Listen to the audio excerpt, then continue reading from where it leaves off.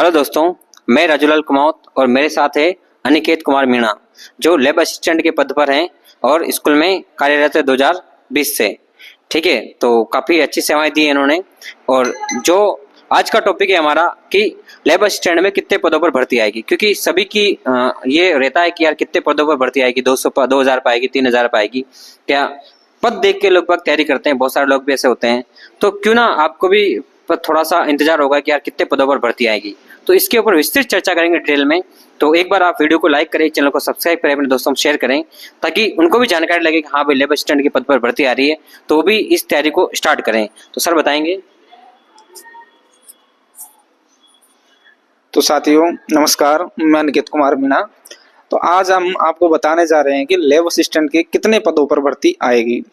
तो अभी कुछ दिन पहले आलोक राज जी ने ट्वीट किया था कि जो सर्जित हुए हैं पद वो लैब असिस्टेंट में साइंस और ज्योग्राफी के लिए ही हुए। अभी होम साइंस के लिए कोई भी पद सर्जित नहीं हुए, केवल ज्योग्राफी और साइंस के लिए हुए हैं, जिसमें से साइंस के 500 पद सर्जित हुए हैं और ज्योग्राफी के 125 पद, मतलब लगभग 625 के पदों पर भर्ती आने वाली है। हालांकि अभी ये अनुमान लगाया जा रहा है, बाकी उन्होंने खुद ने ये ट्वीट किया है, ये तो सिर्फ एक कहावत है कि कितने पदों पर होने की होएगी। जब तक फुल नोटिफिकेशन नहीं आएगा, जब तक कंफर्म नहीं है। उन्होंने ये बताया है कि पद बढ़ भी सकते हैं, मतलब है तो अभी मैंने अभी सर्च किया था, उसमें लगभग 1441 पद रिक्त हैं अपने राजस्थान में, शिक्षा विभाग में या कॉलेज में, सभी में अगर देखा जाए तो लगभग 1441 पद रिक्त हैं। तो उनमें से उन्होंने बताया है कि 500 पद तो साइंस के और 125 पद है वो ज्योग्राफी के। अभी होम साइंस के लिए कोई भी पद रिक्त नहीं है, इसीलिए धीरे धीरे क्या पता होम साइंस के लिए भी आ जाए। इसलिए आप तैयारी लगातार बनाए रखो। आप तैयारी छोड़ दोगे तो आपका बेस जो है वो कमजोर हो जाएगा। आपको अपना बेस बनाते हुए आगे तैयारी करते हुए चलना है। और मेरे साथ में है राजूलाल जी कुमावत। तो जैसा सर ने बताया कि 1400 के लगभग पद हैं, खाली पड़े हैं। ये आजकल ऑनलाइन दिखता है, साल दर्पण में भी आप देख सकते हो, और कॉलेज की जो उनमें भी होता है, तो उसके ऊपर भी सारे पद जो रिक्त पद होते हैं वहाँ पता चलते हैं।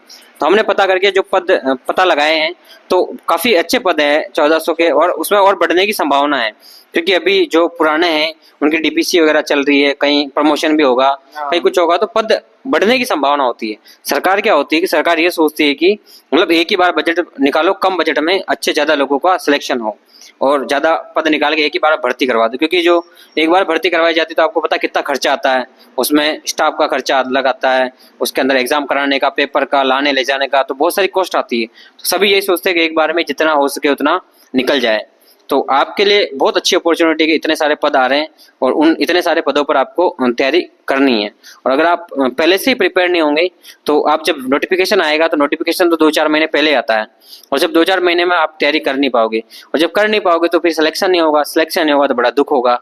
तो दुख ना हो इसके लिए आप क्या करो कि पहले स्टार्ट कर दो, मतलब अपने प्रिपरेशन ऐसे रखो कि चाहे एग्जाम 1 महीने में अभी आ जाए, आपको लगे कि यार तो 1 महीने बाद एग्जाम है, तो आपका एग्जाम में मतलब यूं नहीं लगे आपको कि मैंने कुछ पढ़ा नहीं है, छोड़ देना एग्जाम को बस ऐसा निकालना है कि हाँ भाई एग्जाम आ गया और इसको क्रैक करना है। तो कोशिश ये करें कि अभी से लग जाए, बिना टाइम वेस्ट किए हुए, बिना टाइम गवाए हुए। 1 मिनट भी आपके लिए सबसे जो समझिए कि 1 मिनट आप गवा रहे हो, मतलब ये समझिए कि आपकी जिंदगी का 1 मिनट कम कर रहे हो, क्योंकि ये बाद में वापस जो आपके आएगी, ये एक बार आती है भर्ती, तो फिर अगली बार आती है तब इसको 2 या 4 साल 3 साल लगते हैं। तो 4 साल का इंतजार सबसे बड़ा इंतजार होता है। 4 साल में उम्र भी निकल जाती है, और जब उम्र निकल जाती है तो आपको पता है कि क्या होता है, क्योंकि उम्र के साथ ही सब कुछ चीजें होती है। तैयारी भी उम्र के साथ ही कर लेनी चाहिए, क्योंकि उम्र निकलने के बाद तो फिर लोग बाग एक ही सवाल पूछते हैं कि क्या कर रहे हो बेटा आजकल, तैयारी कर रहे हो नहीं कर रहे हो? आप बोलोगे तैयारी कर रहा हूँ। तैयारी कर रहे हो अभी तक? हैं? शादी वादी कब है कि नहीं है? शादी तो कहाँ होगी, जब तैयारी करेगा तो शादी होगी, है कि नहीं है? नौकरी होगी तो अच्छी लड़की मिलेगी, शादी होगी। तो थोड़ा सा इन चीज़ों पे ध्यान दो, क्योंकि कहने को बहुत इजी है कि हाँ तैयारी कर लेंगे, स्टार्ट कर लेंगे, सोच लेंगे, लेकिन बहुत मुश्किल है तैयारी करना, फिर अपना आपको कंटिन्यूटी में लाना, पढ़ना, रेगुलर बेसिस पे पढ़ना भी सबसे क्यों होता है कि सबसे बड़ा टास्क है। गाँव में तो बहुत कम होता है, क्योंकि शादियाँ ही होती है आधी दूर तो झीमना ही होता है। हमारे इधर तो राजस्थान में, इधर तो सबसे ज्यादा चित्तौड़ मेवाड़ में तो सबसे ज्यादा झीमना ही होता है।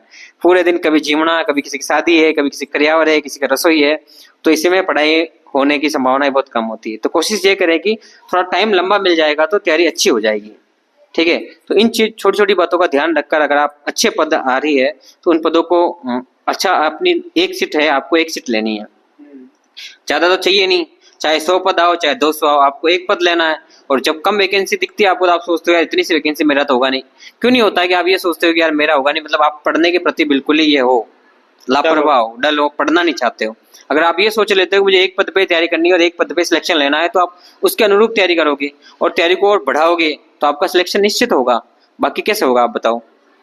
बाकी और भी कुछ जानकारी है तो आपको चाहिए तो आप पूछ सकते हैं कमेंट बॉक्स में कहीं पे भी।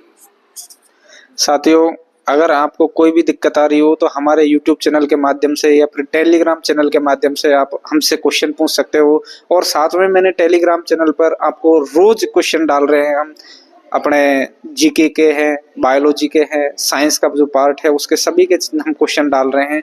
तो आप वहां जाकर भी हमारे चैनल को सपोर्ट करो। थैंक यू दोस्तों, जय हिंद।